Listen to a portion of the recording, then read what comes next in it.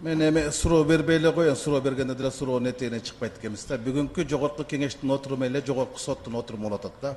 Оң жак бетте айыпталуучулар, биякта айыпталуучулар, биякта жабырлануучулар менен күбөлөр отурганда тергөө иликтөө иштерин жүргүзүп атабыз да. Бул туура эмес көрүнүш. Бунун өзү туура. Бияктын баарын жеп ичкич кылып, коррупционер кылып, өзү оппозиционер болуп атканыңызды эл көрсө шылдың дейт да. Эмне деп атыр? Анан базарком деген сөзгө арданып атабыз да. Калппы. Базасы барлар, банкы барлар, базарлардын баары ушакта жүрбөйт. Эмне дегендердин баары биякта, жегендердин баары биякта отуруп турду. Чынын айтканда, тести кыргызчага отурсаң жеп болот. Жепке кеткен акча жеп коет экен. Жеп коюшту, бул болду. Аварияның болгон чындык болсо тесттеги, аферон болгондо чындык. Чындыктын адет дешеси бар. Бирок бүгүнкү күндө ал жакта аткаруучулар камалып түрмөдө отурат. Жетип ала камалып атат. А башкаруучулар биякта отурбайбы? Айтып атабыз да, сен жедиң, мен жедим, сен айттың, мен айттым. Жегендер ушул жерде эле жүрбөйбү? Ушул жерде. Айланып басып жүрбөйбү? Эл көрөт, эл билет да ким жегенин.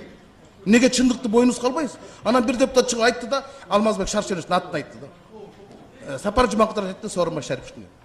Эркиңер жетеби, урматтуу комиссия? Чакыргыла. Экс-президентти дагы, эмки президент дагы, азыркы өкмөт башчысында чакыргыла. Ал кезде биринчи вице болуп отурган. ОЗПга анда тиешеси бар. Эркиңер жетеби, чакыргыла. Этигине чык кыланда. Анан бир жерде отура эле, айлантып эле элге шылдың болбой. Чакыргыла. Алмазбек Шаршенович келет, Сооронбай Шарипович келет, жооп берсин. Мына ошондо чындыкка чыгасыздар. Мамлекеттик комиссия түзүш керек болчу. Анан бүгүн тияка жетип аланы камап коюп биякта кыйын болор экенде.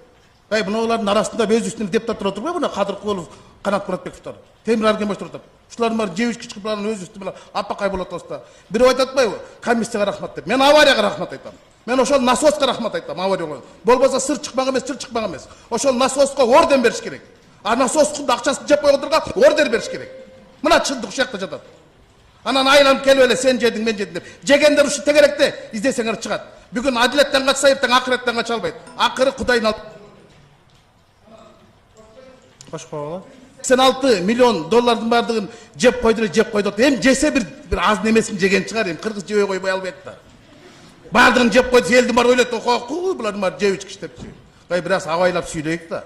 Туру да тез. Эски тест боюнча эмне авария болсо жаңы тесттен буруп атпайсызбы биз, бурмалап атпайсызбы? Бул чындыкка шайкеш келбейт, урматтуу. Эл деле көрүп турат, Кыргызстан кичинекей эле мамлекет. Кимдин каяктан байган дейт, анан чөнтөбүздөн акча чогултуп берип туруп, төлөй карыздандайт да. Могу жерде депутаттардын арасында бир тестти сала турган акчасы бар, байлар бар. Анан көчүп 10 тест салып бергиле, төлөп бербей эле. Рахмат. Рахмат. Кийинки сөз депутат Мавлянова Махаббат Эргешевна.